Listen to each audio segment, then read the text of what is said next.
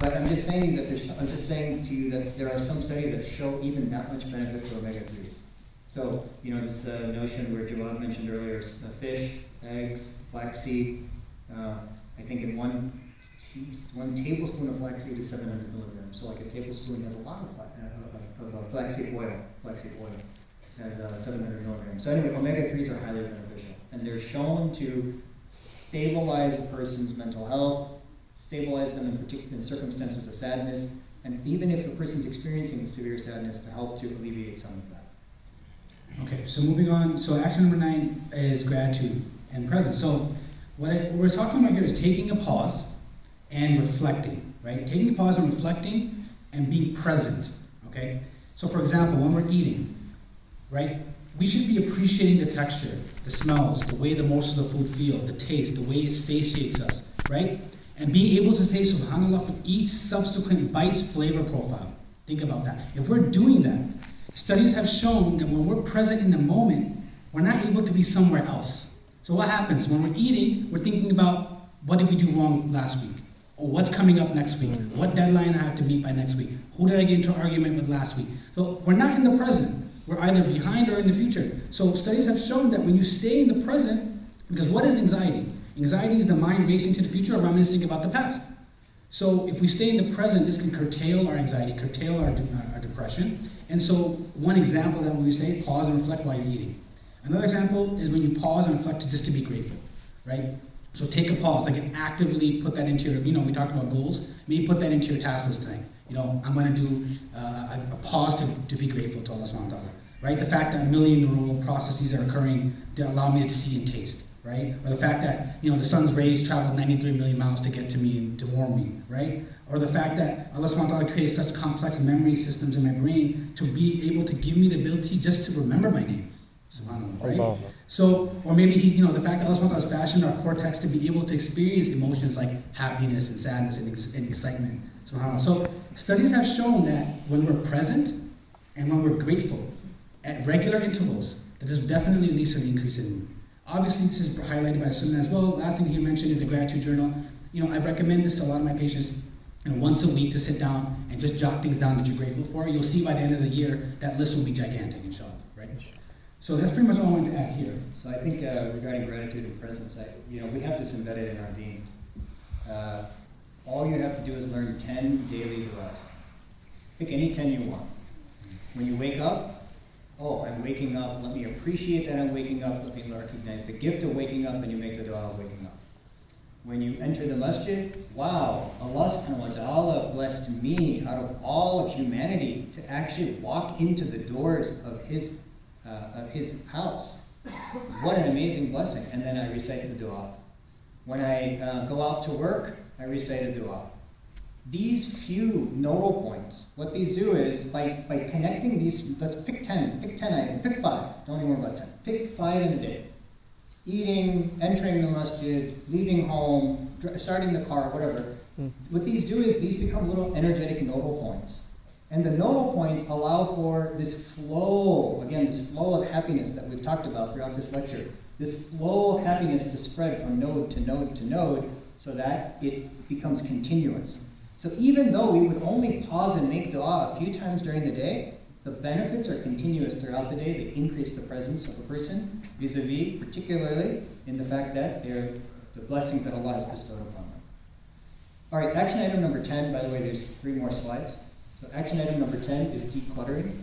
So essentially what we mean by decluttering is that we should try to remove the number of items that are present in our immediate surroundings. Try to remove the number of items that are present in our immediate surroundings. This has been shown to increase many benefits. It's been shown to provide many benefits, the greatest of which actually is mood. It's interesting, if you look at the chart, the pie chart of what are the benefits of decluttering, the biggest portion of that pie chart goes to mood. Now why? Because if I wake up every morning and I have hundreds and hundreds of things laying around all over and everything is disorganized, I automatically wake up to failure.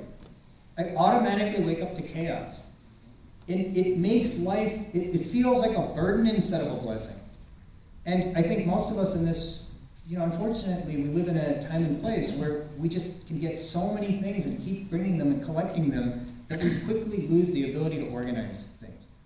So generally speaking, decluttering, which means to just get rid of what we don't need, give it away, sell it, slowly every day, spend a little bit of time rearranging and being particular about what new things we bring into our lives and our homes, it actually is going to be far more valuable than having a lot of things.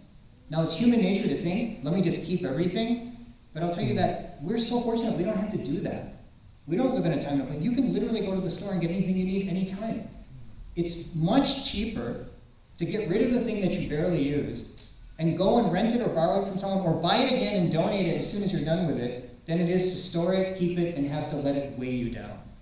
So all of us should really pay particular emphasis to decluttering. And I would say declutter our physical lives by reducing the number of things that we have, particularly when we don't use them regularly. Like if I haven't touched this thing for a month, I don't need it for the next month or 2 months. Or if I haven't touched this thing for this season, then I don't need it for that season.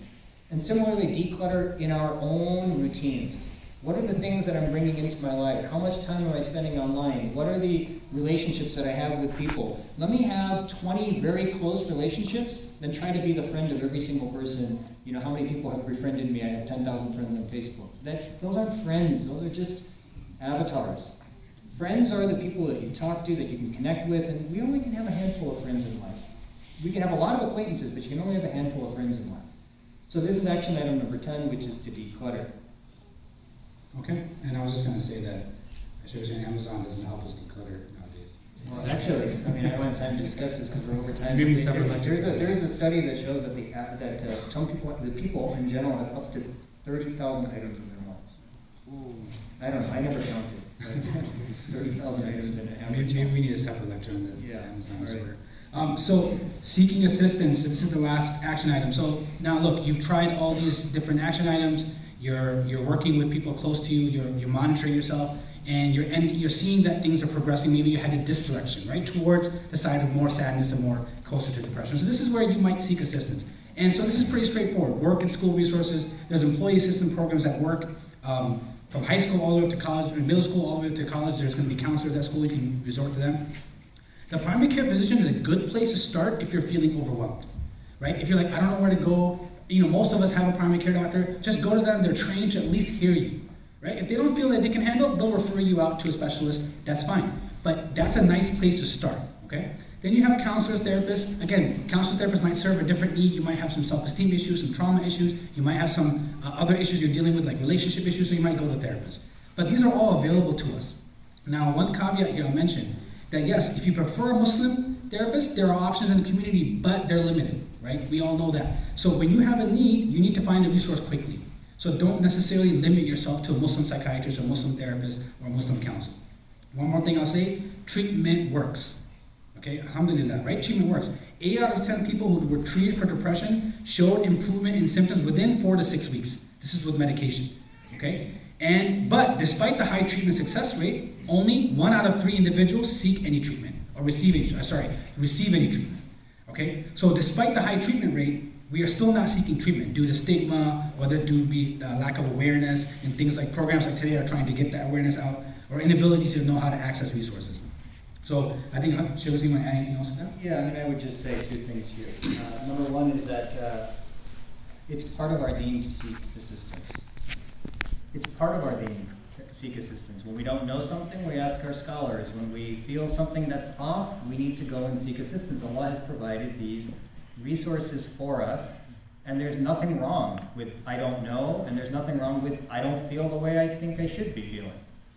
So we should seek these resources, and they're available to us, and they are present all around us. So we should never feel like I don't have a place where I can turn. There are always places to turn, and there's many resources available, and it doesn't even necessarily have to be Muslim. I know that we prefer Muslim in some circumstances, but in this circumstance, given the prevalence and given the limited resources that our community has to offer, take advantage of the Muslim resources if you would like to, and I encourage them, and they're wonderful, excellent, but don't feel like now I can't get an appointment for 6 months, so I have no other place to turn. What am I going to do? Take advantage of other resources, whatever is available to you. Inshallah, they will be able to get you to where you need to be. By the way, part of life is just to know when I need help and then to seek it, and Allah subhanahu wa ta'ala puts barakah in that. So Allah is the only one that heals, by the way, right? The point here isn't that the resource is going to heal us. It's Allah is going to heal us. But how do we achieve that healing? It's by exhibiting the need towards Allah subhanahu wa ta'ala to take advantage of the resources that are present before us. And the only other point that I want to make here is that many times it's very common, particularly from the spiritual dimension, it's very common for people to come to me when they're feeling off or when somebody in their family is feeling off and to say, I know why this is happening. It's because there's somebody that's reading something against me, or there's the evil eye upon me, or there's some other force outside of me that's causing this upon me. So let me just start by addressing this in two ways. Number one, it's possible. It's theoretically possible that an evil eye could cause such a thing, that an evil force could cause such a thing, but it's not common. Certainly not as common as the number of people who come and tell me that that's what's happening. It's a small percentage of cases where that actually is truly the circumstance. And number two, even when that circumstance exists, the Prophet ﷺ, for example, told us that the evil eye is true, correct? Everybody knows that the evil eye is true. But keep reading in that hadith. What else did the Prophet ﷺ say at the end of that? To be careful about how we make our ghusl. Be careful about how we purify ourselves in the face of that. So we should always be confident that Allah subhanahu wa ta'ala has always provided a reprieve for a difficult situation. So, yes, could it be? It's theoretically possible. But am I going to hang all my eggs in that basket? Am I going to put all my eggs in that basket? No. So I tell people that they should do everything. Number one, the three things that everybody should do. Number one, you should make dua. Always. Even when everything is perfect, we should be making dua, that Allah subhanahu wa ta'ala maintain that. Number two, a person should always seek assistance when needed. To the extent that even medicine has cure, if Allah subhanahu wa ta'ala puts it there. So we should never lose the opportunity to seek assistance. And number three, we should maintain purity, because purity is the best way to fight the effects of outside evil forces. Purity is the best way to fight the effects of outside evil forces. So could it be? Yes, certainly. But am I going to spend the rest of my life chasing down which aunt did this to me, etc., etc.? No, it's not the goal. That's not the goal. That's not how the deen functions. And now I have to sit and make a big list and say, could it be this person? Could it be this person? Could it be? That's all suspicion. That's actually all haram. It's not part of our deen to go and make a whole list of people that I suspect and then go and interrogate everybody. Did you do this and did you do this? And I think you might have been the one. That's not the way this deen works. So I would just put all that away. Yes, again, like I said, it's real, but there's also real mechanisms that we can employ that will allow us to be able to avoid that. So again, action item number 11, which probably is the most important, is to always be willing to seek assistance in anything, by the way, but in particular in this circumstance.